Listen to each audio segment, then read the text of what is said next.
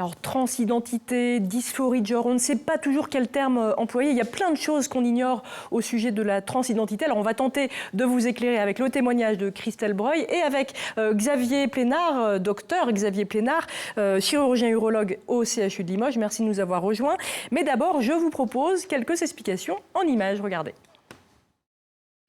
T'as vu? Théo a changé de prénom. Oui, maintenant c'est Ingrid et elle est vraiment épanouie.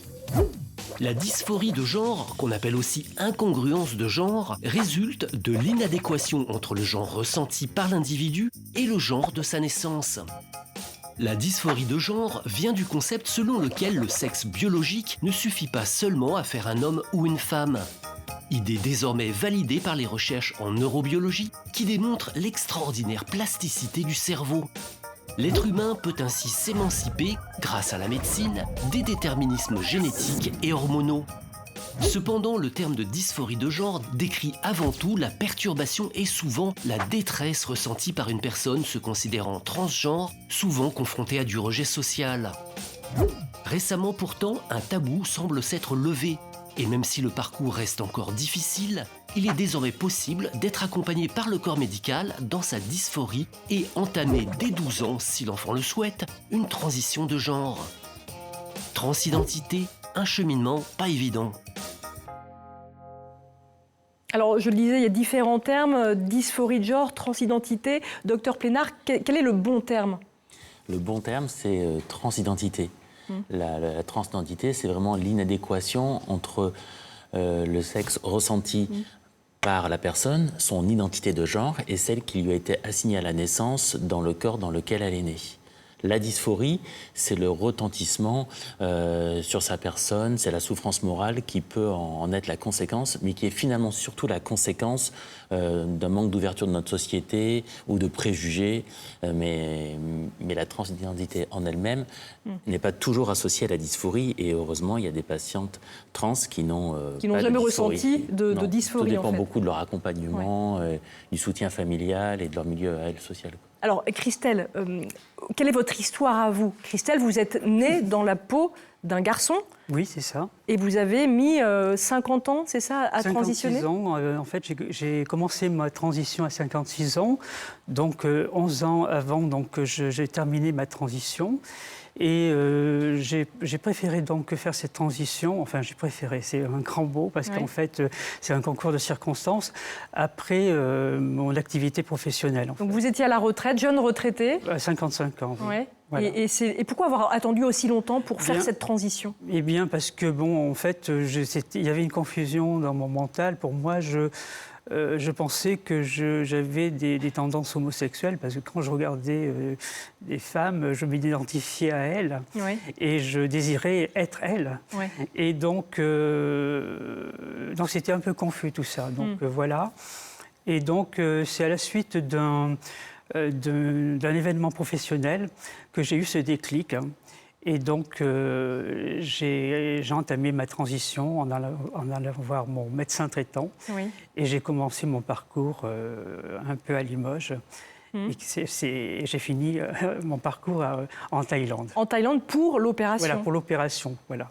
Pourquoi en Thaïlande? Alors pourquoi en Thaïlande? Parce que à l'origine, je voulais être opéré à Lyon. Et il se fait que le chirurgien de Lyon ne pouvait pas me faire ma vaginoplastie avant 3 ans. Donc comme je connaissais une amie qui avait fini sa transition à Paris, elle m'a donné les coordonnées d'un chirurgien thaïlandais que j'ai contacté. Donc il y avait moins de délai d'attente. Voilà, c'est ça. Et puis 2 mois après, je partais pour Bangkok pour me faire opérer. Alors, docteur Plénard, Limoges, c'est l'un des 7 centres hospitaliers français qui pratiquent des opérations de réassignation sexuelle. Oui, on n'est pas beaucoup de centres. Il y a d'autres centres qui vont peut-être s'ouvrir, mais en gros, on est entre 7 et 10 centres. Et c'est vrai qu'on est un peu noyés tous autant qu'on est par la demande, parce que maintenant la société s'ouvre, il y a de plus en plus de patients ou de patientes qui viennent vers nous pour être pris en charge, et de plus en plus jeunes également aussi. Donc c'est vrai que les délais sont longs, donc il y a des délais qui vont de 3 à 5 ans, au minimum 2 ans dans la plupart des équipes. Ouais, ça fait long, effectivement, comme d'attente, délai. tout en sachant qu'il y a quand même beaucoup de patients ou de patientes qui sont opérés avec des interventions toutes les semaines, plusieurs fois par semaine, mais qui sont dans l'ensemble des interventions assez longues. À chaque fois, c'est 4 à 6 heures de chirurgie. Donc ça occupe beaucoup les temps opératoires, ce qui fait qu'on ne peut pas non plus opérer des quantités en nombre astronomique de patients. Alors, vous dites qu'il y en a de plus en plus des cas de transidentité, des cas révélés en tout cas. La transidentité, finalement, ça a toujours existé dans notre société? Ça a toujours existé dans notre société depuis toujours. Après, la prévalence, elle est compliquée à estimer. On ne sait pas 1 sur 5 000, 1 sur 10 000 personnes. Mais ce qui est sûr, c'est qu'elle est de plus en plus fréquente. On en parle plus. Il y a de plus en plus de jeunes qui peuvent transitionner tôt et qui vont être amenés à rencontrer un parcours des assos ou des soignants pour les prendre en charge. Et c'est vrai que le fait que la société s'ouvre et qu'on en parle plus, ça évite aussi des années d'errance ou des patients qui ont vécu toute leur vie cachés ou avec des étiquettes de travestisme qui ne sont pas du tout ça, ou en se disant je suis gay, mais en fait je suis pas gay, parce que on se cherche. Et puis après, il y a toute une génération qui ne trouvait pas sur les réseaux sociaux, sur Internet, leur ressenti. Comment on sait d'ailleurs alors, c'est pas qu'on souffre, justement, parce que c'est pas une maladie, on y reviendra, mais qu'on est dans le mauvais corps, en fait? Comment est-ce qu'on est sûr qu'il y a de la transidentité et pas, effectivement, autre chose? Les personnes, elles vont dire c'est de l'autodétermination pure. Maintenant, elles savent qu'elles ne sont pas dans le corps, que le corps qui leur a été assigné à la naissance. Comment on est sûr de ça? Comment on est sûr de ça? Ça, c'est pas à nous de juger, c'est pas aux médecins de juger, c'est pas à des psychiatres, c'est vraiment les patients qui le disent. Mais comment vous avez été sûre de ça, vous, Christelle, que vous étiez vraiment dans le mauvais corps? Alors effectivement, vous avez mis des années avant de le savoir, mais comment vous l'avez su? Eh bien, cette image de la femme m'a parcouru pendant toute ma jeunesse, en fait. Et c'est vrai que cette confusion mentale, je la vivais mal, parce que je me suis dit, mais je suis un homme et j'ai l'impression d'être une femme intérieurement.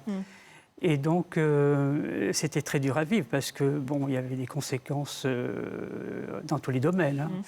Et donc, c'est vrai que lorsque j'ai eu en quelque sorte, cette révélation...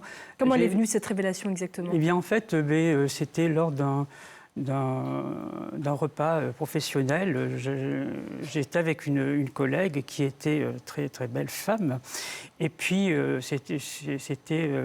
elle dansait sur une piste. Et puis, je la voyais se mouvementer et puis les hommes fixaient leur regard sur elle. Et là, vraiment, je me suis vraiment bien identifiée à elle. Et là, ça a été vraiment un événement décisif. C'est-à-dire que vous n'aviez pas envie d'elle, vous vouliez être elle, c'est ça? Je voulais être elle. Ah oui, tout à fait. Ouais. Oui, tout à fait. Vous en avez beaucoup Alors voilà, l'accompagnement, il est très présent. Il y a un accompagnement psychologique. Vous en recevez des patients, plutôt des patients, vous, qui deviennent des patientes finalement. Comment il se construit cet accompagnement? Alors nous, on reçoit donc des patientes, puisqu'on dans le service, on réalise des vaginoplasties, donc des femmes qui transitionnent d'hommes vers femmes. Et l'accompagnement, il y a un accompagnement aujourd'hui obligatoire de moins 2 ans de suivi avec un psychologue ou un psychiatre. Ça, c'est peut-être des choses qui changeront, parce qu'il y a des patientes qui n'ont pas besoin d'avoir un suivi particulier. Et puis après, on a aussi un sexologue au sein du service, parce qu'il y a des patientes qui vont découvrir un nouveau corps, une nouvelle anatomie. Et le but, dans la chirurgie que nous, on va leur proposer, c'est qu'elles puissent avoir, au cours de la vaginoplastie, un vagin, une vulve d'un aspect esthétique d'une vulve cis, mais aussi que ça soit fonctionnel et que ça soit source de plaisir, et ce qui est le cas, parce que dans cette chirurgie, on va reconstituer un clitoris, un vagin avec une bonne profondeur, un méa urétral pour uriner comme une femme, et le but, c'est vraiment d'avoir un organe qui va être fonctionnel. Totalement fonctionnel. Totalement fonctionnel. Et pour certaines patientes, il y a aussi besoin du sexologue pour leur apprendre à faire cette nouvelle cartographie qu'elles ne connaissent pas, parce qu'elles vont découvrir un nouveau corps. Certaines patientes, elles n'ont jamais voulu avoir de petite amie ou de rapport sexuel tant qu'elles n'avaient pas fait leur transition, parce que, voilà, pour elles, c'était obligatoire. D'autres, elles viennent déjà en couple, et puis on voit des jeunes couples qui font leur transition ensemble, et c'est souvent des histoires assez chouettes. Et puis il y a aussi des patientes plus âgées, comme Christelle, qui qui sont pas nés à la même époque aussi, dans les mêmes générations, qui n'ont pas eu les mêmes réseaux sociaux pour lire et qui font leur transition plus tard. Parfois, certaines, elles ont perdu leur famille. D'autres, il y a des belles histoires qui viennent avec leurs enfants, leurs femmes qui les ont suivies. Là, on peut voir toute la variété du monde. Vous aviez une vie de famille, Christelle, avant de transitionner? Non, pas du tout. J'étais célibataire. Vous avez redécouvert, du coup, une nouvelle sexualité aussi? Tout à fait. D'ailleurs, il a fallu que j'explore mon nouveau corps, mon nouveau sexe. Et en fait, j'ai découvert des sensations, des plaisirs qui ont construit ma personnalité, et puis ma dimension sexuelle, en fait. Oui. Comment réagit votre entourage? Déjà, quand vous leur avez annoncé votre volonté de transitionner? Eh bien, c'est par rapport aux amis, parce que j'ai perdu mes parents. Ma sœur l'a bien pris, car je l'avais invitée au restaurant pour lui annoncer, et elle m'a dit comme ça, j'aurai une sœur. Et en fait, mes amis, oui, j'ai eu un bon accompagnement avec eux. Et certains, non, pas du tout. Ils ont été malveillants, ils m'ont tourné le dos.